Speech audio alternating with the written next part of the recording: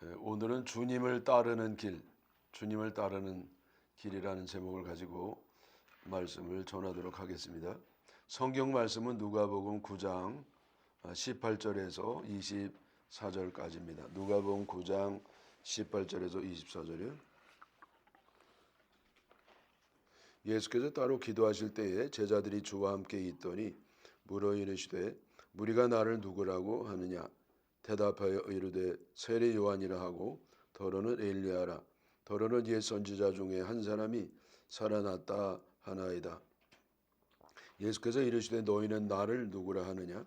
베드로가 대답하여 이르되 하나님이 그리스도시니이다 하니 경고하사 이 말을 아무에게도 이르지 말라 명하시고 이르시되 인자가 많은 고난을 받고 장로들과 대제사장들과 서기관들에게 버림받아 죽임을 당하고 제3일에 살아나야 하리라 하시고 또 무리에게 이르시되 아무든지 나를 따라오려거든 자기를 부인하고 날마다 제 십자가를 지고 나를 따를 것이니라. 누구든지 제 목숨을 구원하고자 하면 잃을 것이요 누구든지 나를 위하여 제 목숨을 잃으면 구원하리라. 아멘. 예수님께서 오병이어의 기적을 베푸실 때는 그 인기가 하늘을 찔렀습니다. 예수님은 오병이어의 기적을 베푸시기 전에 몇 가지의 놀라운 기적을 행하셨었죠. 우선 그 광풍을 잔잔케 하셨어요. 그 미쳐 날뛰는 파도를 말씀 한마디로 잔잔케 하셨고 또 죽은 아이를 살리기도 했습니다. 어떻게 죽은 아이를 살릴 수가 있겠어요? 또 불치병으로 10년 이상 고생하는 한 여인의 병도 고쳐 주셨습니다. 예수님이 행하신 이 기적들은요 모두 우리 인생고 살아가면서 겪는 괴로움과 연관이 있습니다. 광풍은요 우리가 살아가면서 전혀 예기치도 않고 또 참 거기에 대해서 원치도 않았던 그러한 참 감당기 어려운 시험이 찾아오는 고난입니다. 여러분 죽음은 뭐예요? 죽음은요 우리 인간 최대의 비극이죠. 가장 원치 않는 것이 죽음인데 그런다 모든 인간이 피할 수 없는 그것이 죽음입니다. 그런데 주님은요 아이를 살림으로써 부활을 영생을 주신다는 것을 보여주신 겁니다. 여러분 질병 병 고치는 것도 다 뭐 예외가 어디 있어요? 사람마다 나만은 뭐 암에 안 걸리겠지, 나야 뭐 불치병에 안 걸리겠지 그러면서 다 걸리지 않습니까? 그래서 이 질병도 모든 사람이 겪는 육체적인 고통이고요. 또 이 빵 문제, 먹고 살아야 하는 문제는 모든 인간들이 살아가기 위해서 그저 공통적으로 겪는 가장 기본적인 괴로움이 되겠습니다. 그런데 예수님께서는요 이런 민생고를 해결해 주는 기적을 베푸심으로써 모든 인간들에게 예수님이야말로 불행에서 행복으로 옮길 수 있는 그런 하나님이시다 그런 것을 보여줍니다. 예수님이 베푸신 기적은요 단지 그들에게만 국한된 것이 아닙니다. 예수님의 그 기적은요 모든 사람들에게 이러한 은혜를 주실 수 있다고 하는 상징적인 사인이 됩니다. 그래서 예수님께서 이러한 기적을 베푸셨을 때 그 인기가 하늘을 찌르고 최고조의 인기가 달했던 것이었습니다. 이때 예수님께서는요 좀 예기치 못했던 그런 일을 하셨습니다. 누가복음 9장 18절이죠. 다시 읽어보면은요. 예수께서 따로 기도하실 때 제자들이 주와 함께 있더니 물어 이르시되 무리가 나를 누구라고 하느냐? 여기 예수께서 따로 기도하실 때 따로는 뭐와 따로입니까? 그러니까 예수님을 따르는 많은 군중들을 떠나서서 그들과 격리가 되어서 이제는 하나님과 대면하는 그런 시간을 가졌던 겁니다. 예수님요 그 식사할 겨를도 없고 주무실 시간도 없는 그 시간이 없는 가운데서도 때로는요 한적한 곳을 찾아가셨어요. 사람과 떠나서 그리고 홀로 외롭게 주님과 대면하는 그런 시간을 꼭 가지셨습니다. 왜냐하면 이때 하나님을 만나가지고 주님께로부터 이제 영적 능력을 충전하는 시간이 되고요. 또 자기의 사역의 방향에 대한 점검하는 그런 시간도 되고, 하여튼 우리 예수님은요, 이런 따로 홀로 하나님과 만남의 시간을 통해서 주님께 영적 능력, 기적을 행할 수 있는 에너지를 받으셨고 재충전도 하셨습니다.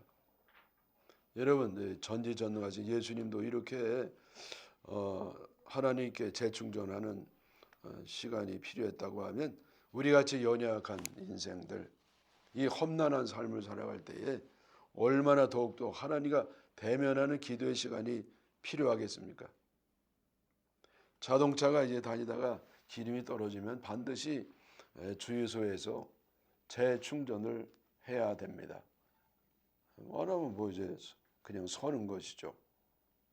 마찬가지로 우리도 이제 살아가면서 완전히 이제 탈진하고 번아웃되고 에너지가 고갈됐을 때에 하나님을 대면하면서 주님께로부터 재충전하는 시간이 반드시 필요한 줄 믿으시기를 바랍니다. 예수님이 궁중과 이렇게 격리되었을 때 제자들도 예수님 따라서 예수님을 따라했어요. 제자는 뭐냐면은 따라하는, 선생님을 따라하는 게 제자잖아요. 그래서 제자들도 예수님이 하는 걸 그대로 따라서 기도했습니다. 기도 후에 예수님이 제자들에게 아주 중요한 질문을 하셨습니다. 무리들이 나를 누구라고 하느냐? 여러분, 이것은 아주 그 근본적인 질문이에요. 우리가 신앙생활할 때 예수님을 누구로 보느냐, 그것이 가장 기본적인 겁니다. 예수님을 한 가지 인간으로 보면은요, 그 정도의 은혜밖에 못 받아요. 근데 예수님을 하나님의 아들, 하나님으로 보면 참 기적이 일어나는 것이죠. 예수님은 당신의 사역하는 가운데 예수님이 당신이 누구신가 하는 것을 보여주는 그것이 주된 목적이었습니다. 파도를 잔잔케 하고 죽은 아이를 고치고 오병이어 기적을 행하고, 이거는 인간이 할 수 없는 겁니다. 하나님만이 하실 수 있는 거예요. 그래서 예수님은 단순한 인간이 아니라 하나님, 전지전능한 신성을 가지고 있는 하나님의 아들임을 보여줬습니다. 왜 이걸 보여줘야 되느냐?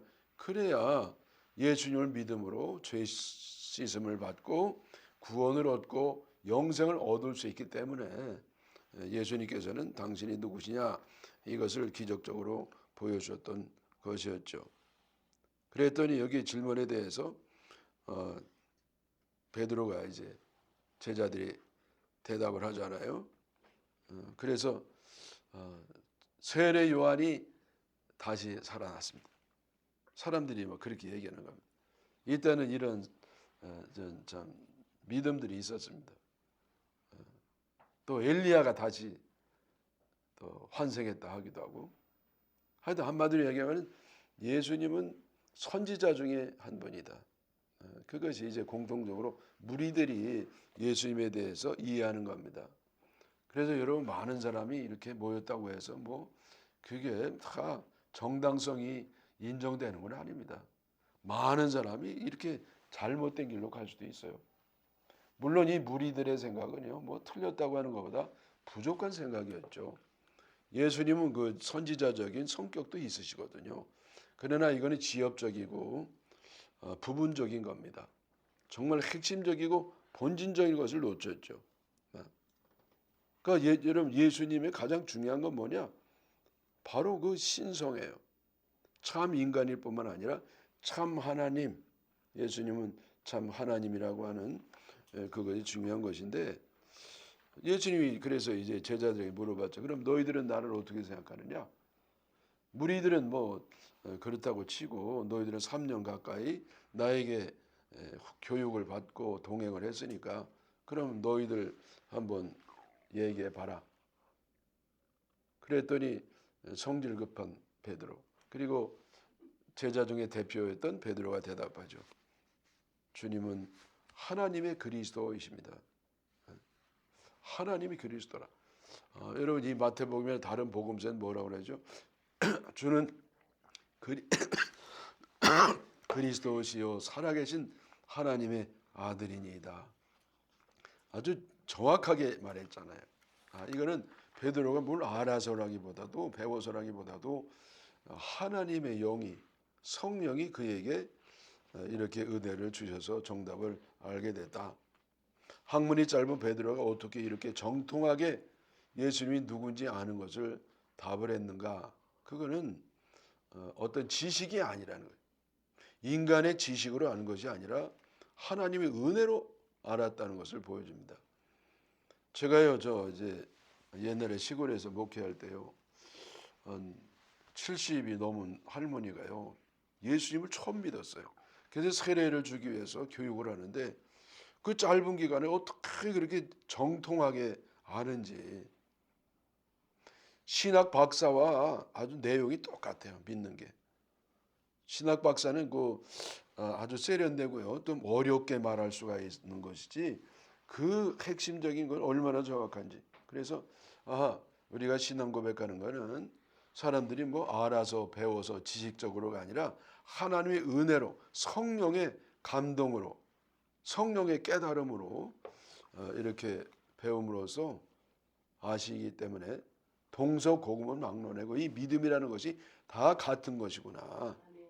여러분 옛날에 그 베드로의 신앙, 오늘날 우리의 신앙, 저 서양 사람 신앙이나 저 무슨 아프리카 사람의 신앙이나 똑같아요. 왜냐하면 이 성령의 감동으로 주시는 고백이기 때문에 그 같은 고백이 되는 줄 믿습니다. 그랬더니 오늘 이제 아주 본론적인 말씀인데요. 예수님이 아주 중요한 말씀을 하셨습니다. 9장 22절에 다시 보면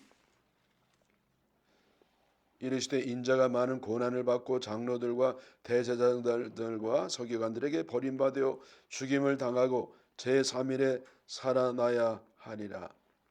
그래서 이 베드로가요 아주 예수님에 대해서 정답을 탁 말씀드렸거든요. 그랬더니 베드로하고 이 제자들에게 아주 찬물을 꼈는 말씀을 하는 겁니다. 아주 의기양양하게요. 지금 예수님이 이 하나님의 아들로서 그 신적 권능을 가지고 이제는 세상을 다스릴 때가 가까이 왔다. 이렇게 이제 저들이 그런 분위기를 가지고 대답을 드렸는데 예수님은요 뭐라고 그래요? 내가 이제 고난을 당하고 핍박을 당하고 붙잡혀서 결국은 죽임을 당할 것이다. 물론 이 부활도 말씀을 하셨습니다. 그랬더니 이 제자들이요 얼마나 실망이 큽니까? 왜냐하면 이제 예수님이 인류를 구원하고 나라를 로마로부터 이제 해방을 시켜가지고 이제는 예수님이 우리 나라 그리고 온 땅의 왕이 되어 다스리시면 자기들은 굵직굵직한 한 자리씩 맞는 겁니다. 그래서 이 굉장한 영광을 갖게 되고 권력을 갖게 되고 능력을 갖게 되고 그런 때가 다 됐는데 아니 무슨 고난을 받고 핍박을 받고 죽임을 당한다고? 아니 예수님 왜 그래야 돼요? 여러분 이 하나님의 신이 이렇게 이 땅에 와가지고 고난을 받고 핍박을 받고 죽임을 당한다는 거는요 이게 상상도 할 수 없는 그런 일이 아니었겠습니까? 그런데 예수님은 이어서 한 수 더 뜨는 말씀을 하셨습니다. 23절 또 무리에게 이르시되 아무든지 나를 따라오려거든 자기를 부인하고 날마다 제 십자가를 지고 나를 따를 것이니라. 이거는요 제자들에게 주신 말씀도 아니에요. 이거는 아무든지 무리에게 이르시되 그 자기를 따르는 이 무리들에게도 말씀하시고 그래서 이건 예외가 없어요. 그러니까 특별히 주님의 사명자로 택함 받은 사람뿐만 아니라 누가 되든지 예수님을 따라가려는 사람은 예외가 없다는 거예요. 이래야만 제대로 주님을 따를 수 있다.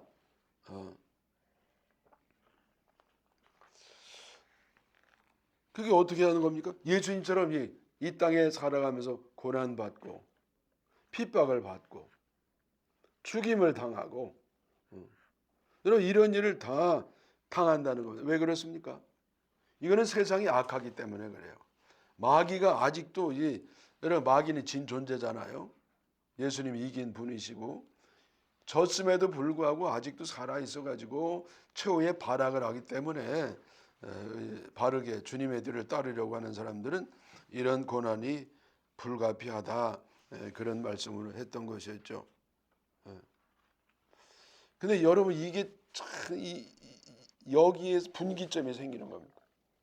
우리는 예수 믿고 복 받는 것만 생각하고 예수 믿고 문제가 해결되고 은혜 받고 평안 얻고 세상에서 복을 받으며 승리하고 여러분 그것만 생각하잖아요.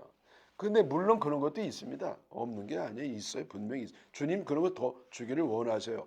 그런데 그 또 한편 뭐가 있느냐? 세상이 악하기 때문에 오는 우리가 원치 아니하는 그런 괴로움이 있단 말이에요.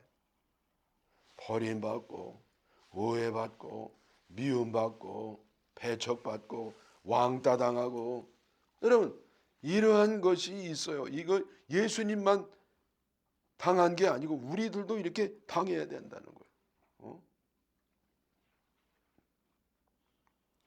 전에 텔레비를 한번 이게 뭘 채널을 찾다가 이제 불교 채널을 한번 본 적이 있습니다.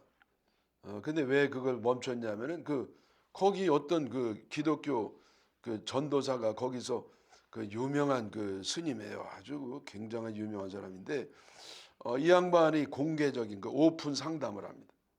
근데 거기서 질문하는 겁니다. 무슨 질문을 하냐면은 자기는 정말 목회를 하면서 너무 괴롭다는 겁니다. 내가 이렇게 열심히 목회를 하면 하나님께 복을 받아야 되는데 복은 안 받고 힘들어 죽겠다는 거예요. 그래서 자기는 뭐 이해할 수가 없다는 거예요. 왜 내가 이런 고난을 당해야 되느냐. 스님이 얘기 좀 해 주십시오. 아니 무슨 전도사는 사람이 거기 가가지고 쭈그리고 앉아가지고 스님한테 답을 달라고 하니 여러분 얼마나 참 답답한 일입니까? 그랬더니 스님이 있다가 딱 뭐라고 하냐면 주저하지도 않아요. 당신 예수 잘못 믿었어.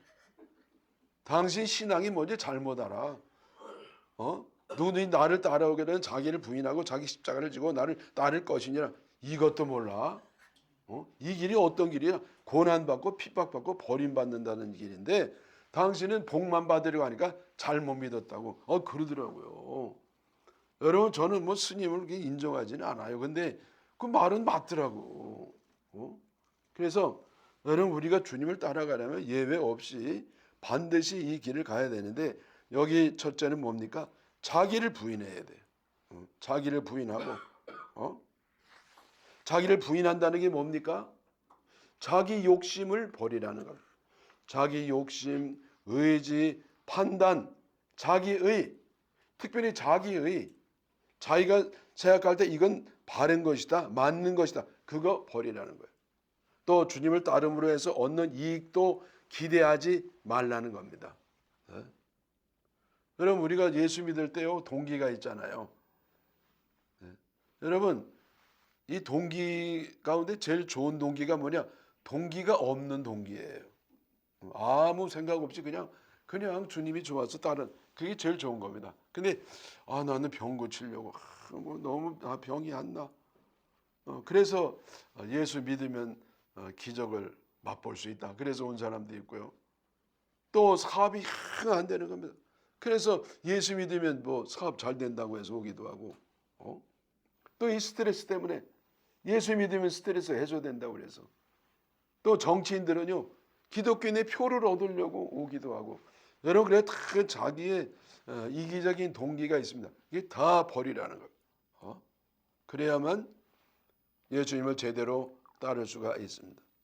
자, 그 다음에 자기를 부인했으면 이제는 자기 십자가를 지고 예수님을 따라야 합니다. 제가 말씀드렸지 않습니까? 예수님 따라가려면요.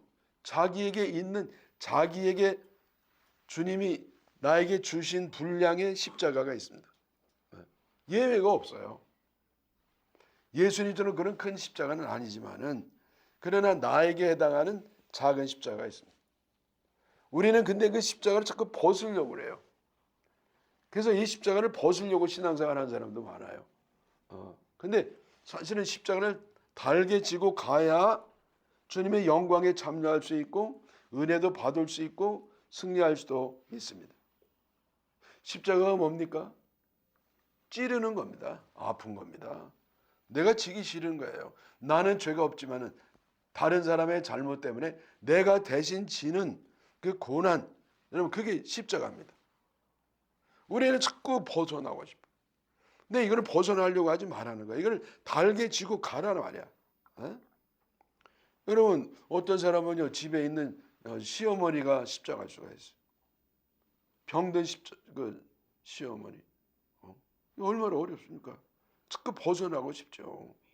근데 그것을 달게 져야 그래야 주님의 길을 따라갈 수 있고 주님처럼 세상 사람을 구원할 수 있는 은혜도 받는 줄로 믿습니다. 자, 그러면 이 십자가를 어떻게 질 수 있어요? 우리는 이거 질 수 있는 본성이 안 돼요. 왜? 희생해야 되니까. 그런데 24절에 답이 있습니다. 누구든지 제 목숨을 구원하고자 하면 잃을 것이요 누구든지 나를 위하여 제 목숨을 잃으면 구원하리라. 목숨을 잃으면 구원하리라. 목숨을 잃어야 된다는, 너 죽으라는 겁니다. 네가 죽어라. 죽어야 구원의 길이 열릴 것이다. 여러분 내가 죽을 때 그 시어머니의 구원 길이 열리는 거예요. 그리고 나도 구원을 받는 겁니다. 제가요 저기 외관읍에서 그 목회할 때에 그 옆에 있던 교회에서 청년부가 그 개울가에 강가에 수련회 갔다가 청년회장이 그 갑자기 불어난 물에 빠져 죽었습니다. 그 집에서 난리가 났죠. 외아들인데. 근데 하필이면은요 그 굉장히 반대하는 집이에요. 굉장히 반대하는 교회 나가를 반대하는 집에서 여러분 외아들이 그 죽었으니 얼마나 힘듭니까? 그래서 그 아버지가 그냥 밤마다 술 먹고 고주망태가 돼가지고 사택에 와가지고요 큰 목사 나오라고 말이야. 목사 새끼가 내 아들 죽였다고. 그러면서 문을 두드리고 막 그 뭐 목사님이 안 나갔죠. 그러다가 도저히 안 되겠다 그래서 하루는 나갔더니요. 뭐 예상했던 대로 막 멱살을 짚고 막 때리고 난리가 난 겁니다. 그러고 한참 때리다가 이 양반이요 그냥 벌쩍 주저앉아가지고 아이고 대성통곡하면서 목사님 내 미안해요. 그래도 내가 이렇게 하는 거 받아줄 사람 목사님밖에 없으니까 와서 이럽니다. 미안합니다. 그러고 갔습니다. 그러더니 얼마 있다가 한 달쯤 있었나 교회를 나온 겁니다. 혼자 나온 것도 아니라 그 식구들하고 다 같이 왔어요. 그렇게 반대하더니 그래서 이게 이번엔 교회 직접 와가지고 공개적으로 횡패하려고 그러나 겁이 덜컥 났는데 나중에 이제 예배 끝나고 나서 이제 그 목양실에서 봤더니 그게 아니라 예수 믿으려고 왔다는 거예요. 아니 그렇게 핍박했던 분들이 무슨 교회를 오냐고 그랬더니 유품을 정리하다가 아들의 일기장을 봤는데 거기 뭐라고 써있냐면은 나는 천국에 가는데 우리 가족은 지옥 가서 어떡하냐. 제발 우리 가족이 교회 나오면 좋겠다. 하나님 우리 가정을 좀 구원해 주세요. 그런 게 있단 말이에요. 그래서 내가 살았을 때는 아들의 소원을 못 들어줬지만은 이제는 죽은 아들 소원이라도 들어줘야 되겠다. 그리고 아들 만나려면 천국 가야 만나잖아요. 그래 교회 나왔다는 거예요. 여러분 제가 왜 이런 말씀 드리냐면요. 만약에 목사님이 네 두드러 맞으면서 어디서 이 사람이 횡패야 이게 멱살 같이 잡았으면은요 구원은 물 건너 간 겁니다. 그러나 목사님이 이렇게 말없이 맞으면서 그 사람이 구원 길이 열린 줄 믿습니다. 여러분 내가 십자가를 지고 가면은요 너무 억울하죠. 그거는요 합리적이고 상식적인 게 아니에요. 그러나 여러분 내가 십자가를 달게 지고 갈 때 나에게 십자가를 얹어주는 사람도 구원을 받는 길로 가게 되고 결국 나도 구원받는 줄 믿으시기를 축원합니다.